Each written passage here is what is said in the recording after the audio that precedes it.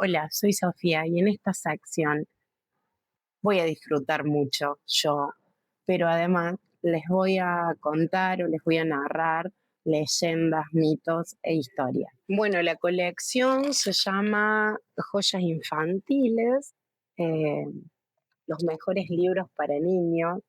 Sí, esto es de cuando yo era chica, de cuando mi papá era chico, él me los heredó. De José Ballesta, no dice en ningún lado porque es muy viejo, como verán, el año en el que salió esta edición, pero hace muchísimo. Bueno, este tomo se llama La Pipa Encantada. Si quieren, puedo después, si me lo dejan en comentarios, leerles esa leyenda también. Trae tres. La Pipa Encantada a través del desierto y los pigmeos de la selva, que es la leyenda o el cuento que les voy a contar el día de hoy. Los pigmeos de la selva. En aquel pueblo era popular una frase que todos repetían desde 10 generaciones atrás, sin que la mayoría supiera qué motivo había para pronunciarla. Cuando se hablaba de algo difícil de entender o de resolver, era habitual exclamar: eso solo pueden saberlo los pigmeos de la selva. Pero nadie se cuidaba de averiguar quiénes eran los pigmeos, qué clase de sabiduría era la suya y dónde se hallaba la selva por ellos habitada. A todo le llega, sin embargo, su tiempo, y al misterio de esta frase le llegó también el suyo. Vamos a referir cómo tuvo lugar el suceso. Había en un pueblo un maestro de escuela pobre, muy pobre, un maestro que enseñaba muy bien y que, como tantos maestros, cobraba muy mal. El hombre era casado y tenía un hijo, pero las penalidades que pasaba para poder alimentar y vestir a los suyos eran infinitas. En su cara llevaba estampado el sello inconfundible de la necesidad, y en todo su cuerpo se traslucía el agotamiento físico y moral que lo consumía. Raras veces, sin embargo, se le oyó protestar, pero en el último tiempo ya no vacilaba en confesar a sus amigos más íntimos que el límite de su resistencia había por fin llegado. Hablando un día de esta situación con el herrador Cloto, finalizó sus quejas con estas palabras: ¿cuándo terminará mi triste suerte? A lo que Cloto replicó sentencioso: solo los pigmeos de la selva pueden saberlo. ¿Y quiénes son esos famosos pigmeos para ir a preguntárselo?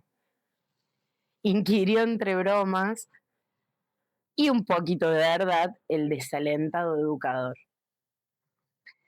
A lo que el herrador le atajó: ni se le ocurra averiguarlo. ¿Cómo? ¿Pero qué? ¿Acaso esos famosos pigmeos existen? ¿Que si existen? Pues claro. Cuénteme usted, por favor, cuanto sepa de ellos, dijo. El herrador hizo en la herradura que estaba terminando el hueco para el último clavo. Dejó un momento las herramientas, encendió su pipa, invitó al maestro a sentarse en un tosco asiento, se sentó a su vez y empezó el relato de esta manera. Remontando el curso del riacho que cruza este pueblo por la ribera occidental, se halla usted, a poco andar, con una sucesión de rocas, escarpadas y altísimas, por entre las cuales no se ve camino alguno, ni nadie se ha preocupado por hacerlo, ni se ha considerado, hasta el presente, que valiera la pena intentarlo. Sin embargo, en el centro de ese sistema, que aumenta en altura y agresividad a medida que el viajero se interna en él, existe un bosque de una fuente y en las proximidades la cueva de una especie rara de pigmeos de la selva. Estos seres son bellos, proporcionados e inteligentes, pero de tamaño minúsculo. El mayor de ellos tendrá un palmo y medio, con la particularidad de que disminuyen de tamaño a medida que envejecen y viven cientos de años, conociéndose a los más ancianos porque en vez de encanecer, la barba, que es abundante y larga, y sin traza alguna de bigote, se les ralea. Cuando alguno aparece sin rastro alguno de pelo en el rostro, es que tiene más de 500 años. ¿Y su saber? Preguntó el educador. Es realmente asombroso. Están versados en todos los secretos de la naturaleza. Leen el porvenir en el espejo de su estanque y tienen el poder de conceder poderes sobrenaturales al que llegando audazmente ante ellos les pide alguna merced. En tiempos remotos, cuando esto que ahora es una pobre aldea era una gran ciudad, pues has de saber que todo cambia y que la suerte de los pueblos, como la de los hombres, está sometida a los vaivenes de la fortuna. El gran señor que era amo de vidas y haciendas de toda esta región, consultaba muy frecuentemente a los enanos, y se decía que jamás salió burlado de tales consultas. Es más, de tales consejos nació que no pocas veces el castellano evitara caer en algún error de consecuencias irreparables. Pero este sabio gobernante tuvo la mala fortuna de morir en una gran batalla y su heredero no pudo oír de los labios de su antecesor el legado secreto que sobre este particular hacían todos los señores del castillo. Sea porque sus próximos no supieran aconsejarlo, o fuera porque su temperamento lo llevaba a torpes dictámenes, es lo cierto que el joven señor rompió bruscamente con la tradición de sus mayores. Jamás quiso ir hasta el bosque donde los enanos de la selva hacían gran fiesta cuando alguno de los señores del castillo llegaba hasta ellos en demanda de algún saludable consejo. Este príncipe de nombre Laterán dijo que no solo no iría a la selva, sino que además era muy probable que hiciera incendiar los montes, pues no quería ni oír hablar de esas necedades de duendes y otras tantas fantasías propias solamente de gente ignorante. Como alguien le significara que los enanos eran tradicionalmente amigos de las gentes del castillo, repuso, si tan amigos nuestros son, que vengan a verme.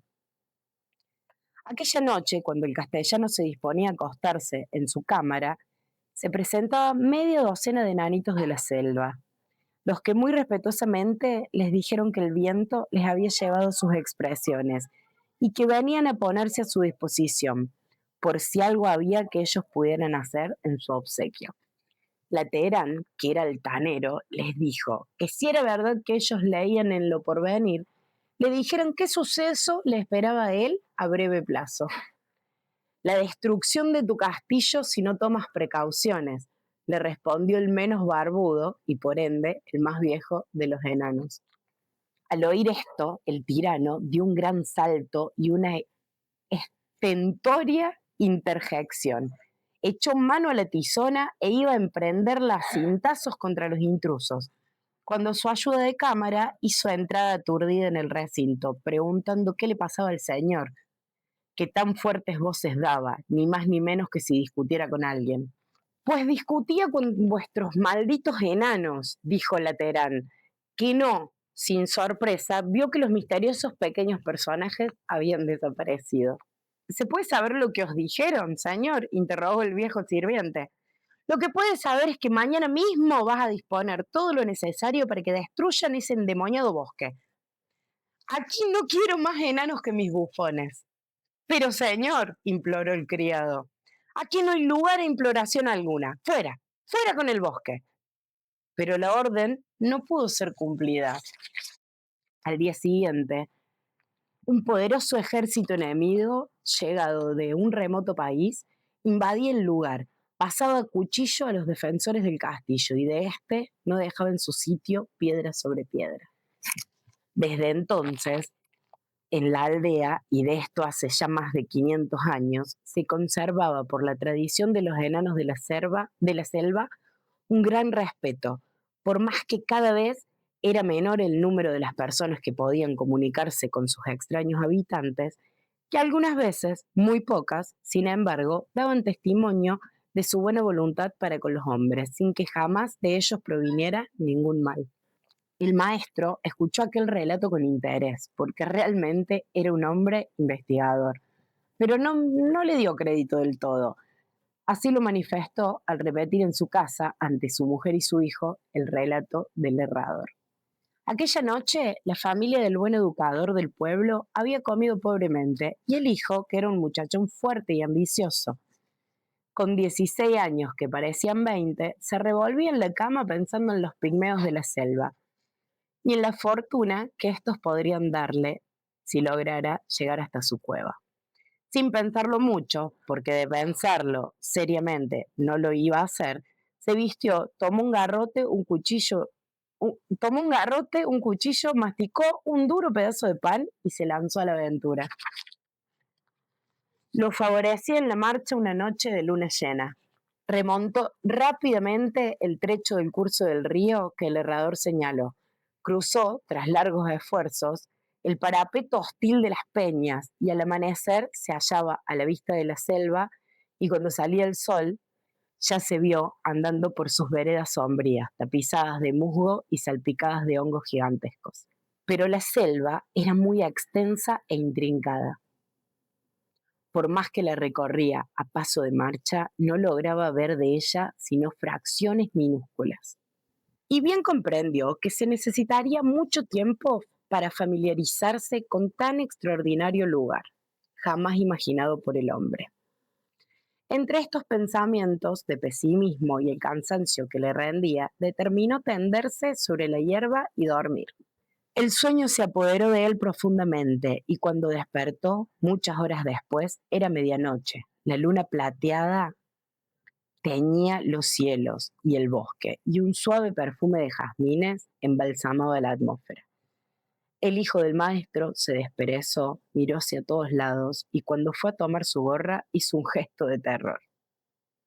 La gorra pareció acercarse sola hacia él. Después comprendió que era un ser minúsculo, un pigmeo de la selva, el que sonriente se la alcanzaba. Nada temas, dijo el pigmeo. Desde que entraste en nuestro recinto te he seguido. Admiro tu fuerza, tu decisión y tu audacia. Y te ayudaré con tus proyectos, pero antes es necesario que conozcas a toda la compañía. ¿De qué compañía me hablas?, inquirió el joven. De la de mis hermanos, los pigmeos. Ven, voy a presentártelos. Y así, diciendo, se llevó al joven a la orilla de un estanque donde una ronda de pigmeos danzaban a la luz de la luna, cantando monótonamente. Tin, tin, tan, tan, el sabio que es sabio no pide. Tin, tin, y le dan tan, tan. Cuando el acompañante del hijo del maestro llegó a la ronda, separó las manos de dos de ellos y les dijo unas raras palabras de un idioma desconocido. Y toda la ronda se precipitó sobre el joven, alrededor del cual continuaron danzando y diciendo las mismas palabras de la canción. Terminada aquella danza, los pigmeos llevaron al muchacho bajo un empárrado. Colocaron frente a él una mesa y le sirvieron manjares, frutas y los vinos más exquisitos.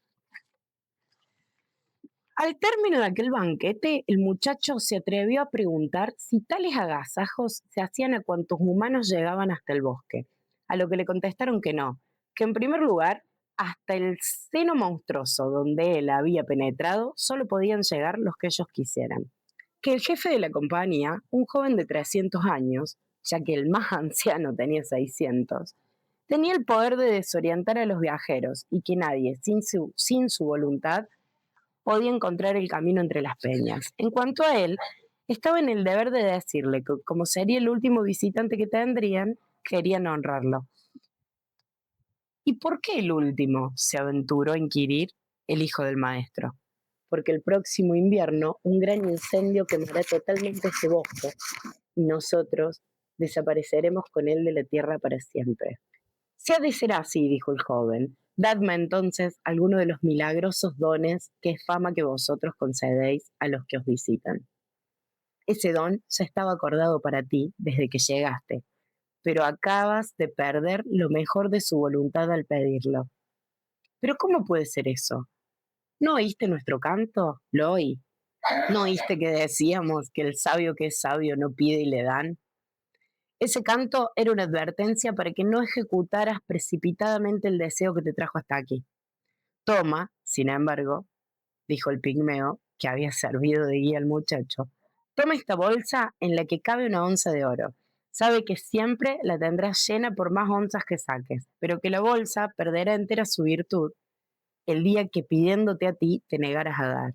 Perderá su virtud, dijo el muchacho. Naturalmente, como tú has obtenido el don pidiéndolo, no podrás de él negar a los que a su vez te pidan. Si tú hubieras obtenido, el don fuera sin posibilidad alguna de anulación. Lo que se conquista por pedido es transitorio, lo que llega por gracia es perpetuo. Atónito quedó el joven a estas razones más, encantado en el fondo de las condiciones que le imponía el don, dejó la compañía de los pigmeos. Después de agradecerles la bolsa mágica, y acompañado del centinela que le recibiera, salió sin dificultad al camino y por este llegó a su pueblo. Como era de natural andariego, nadie, excepto sus padres, habían notado su ausencia, y estos, llorando, decían: el pobre, cansado de pasar hambre con nosotros, se ha ido a otro país.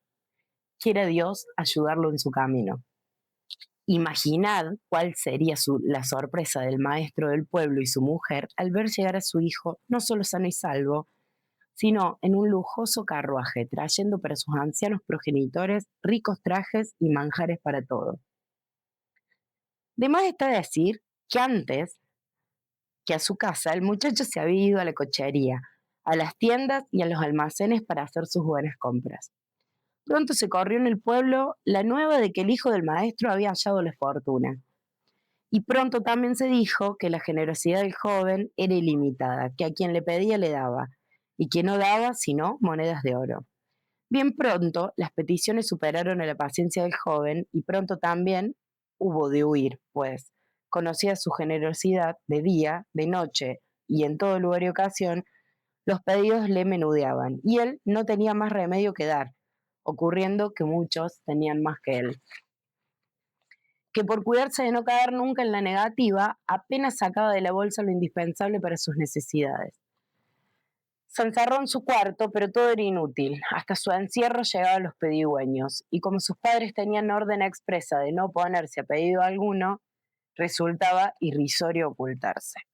Mientras los pedidos eran de poca monta, nada importaba, pero cuando estos, como el que le hizo el banquero del pueblo, eran de bulto, su trabajo de sacar de la bolsa onza tras onza se convertía en un martirio. Ocasiones hubo con que tuvo intenciones de volver a la selva y entregar a los enanos la bolsa, pero recordando sus días de cruda necesidad, se contenía. Un día, sin embargo, no pudo sufrir más. Personas que jamás se habían dignado a mirarlo siquiera, llegaban a su casa reclamando el oro, como si se lo debiera, y como única gratitud comenzó a crecer el rumor de que el joven hijo del maestro era tan generoso porque a su dinero lo había robado. Resuelto a liberarse de aquello que más que fortuna constituye una pesadilla, se fue en busca de sus amigos los pigmeos de la selva. Ellos tal vez le dieran la anhelada solución, pero la marcha hacia el bosque ya no fue como la vez primera en la estación propicia, sino en lo más rudo del crudísimo invierno. Remontó, como en la otra ocasión, el curso del riacho, salvó las crestas de las primeras serranías y cuando iba a descender a la falda del monte en el que la selva comenzaba, un espectáculo jamás visto para él se presentó ante sus ojos. La selva estaba incendiándose y sus llamas se alzaban hasta alturas inconcebibles, arrasándolo todo. Se estaba cumpliendo la predicción de los pigmeos. Antes de volver al camino, meditó sobre lo que podría hacer para librarse de la pesadilla de las dádivas obligadas. Porque si dar por gusto constituye un deleite, dar por obligación representa un verdadero suplicio. Miré un país desconocido, díjose el joven, y llegado al camino, tomó la dirección opuesta a la de su pueblo, proponiéndose ocultar lo más que pudiera las condiciones de su don. Pero al llegar a la primera aldea, hubo de detenerse en una posada donde había un loro que lo primero que hizo al ver al joven fue decirle repetidamente lo único que había aprendido: dame, dame, dame. El patio donde esta escena tenía lugar estaba lleno de gente, lo que hizo pensar al muchacho, si le doy una onza de oro a este bicho, la gente se reirá de mí y denunciaré de paso mi secreto. Y si se lo niego, ¿acaso pueda la bolsa perder la virtud? Finalmente pensó. El mérito de la bolsa no puede depender de un loro, y terminó no dándole nada al ave, que seguía reclamando tontamente. Dame, dame, dame. Sin embargo, de tan atinadas reflexiones, cuando el joven echó mano a la bolsa para pagar el gasto, ésta no le respondió más. Había perdido su virtud, y el muchacho tuvo que emplearse en servicios domésticos para responder a su compromiso de hospedaje. Trabajando rudamente, el muchacho hizo méritos. Un arriero simpatizó con él y le llevó de ayudante. Más tarde, el dueño de una gran propiedad le empleó de mayordomo, y así, creciendo en años, en fuerza, en inteligencia y en provecho, logró reunir un, aunque modesto, bien saneado capital. Con este regresó a su pueblo, donde estableció una granja, llevándose con él a sus ancianos padres. La llegada del hijo del maestro a su pueblo natal causó gran alboroto. Todos recordaban su generosidad de antaño y su repentina desaparición. Y creyéndolo igualmente rico y dadivoso, fueron a su presencia demandando ayuda. No la negó él a los verdaderos necesitados, pero ya no distribuyera más onzas de oro. Todos pretendieron calificarlo de tacaño, hasta que él, forzado por las circunstancias, les refirió el secreto de su primera riqueza y las penalidades que pasó hasta perderla. Entonces, gran número de los hombres de la aldea, encabezados por el maestro del pueblo y su hijo, el ya próspero granjero, fuéronse hasta el bosque de los pigmeos, constataron su incendio y llegados al centro, hasta el estanque, vieron que de las llamas se había salvado solamente un letrero que decía: bueno es el tesoro hallado, pero vale mucho más el dinero que obtendrás mediante el trabajo honrado. Esa fue la primera leyenda, el primer cuento. Espero que les haya gustado. Espero que me pueden dejar en comentarios alguna otra leyenda o mito sobre el que quieran que hable, sobre el que quieran que cuente. Y no se olviden de seguirme y de compartir. Oro y miel para sus almas.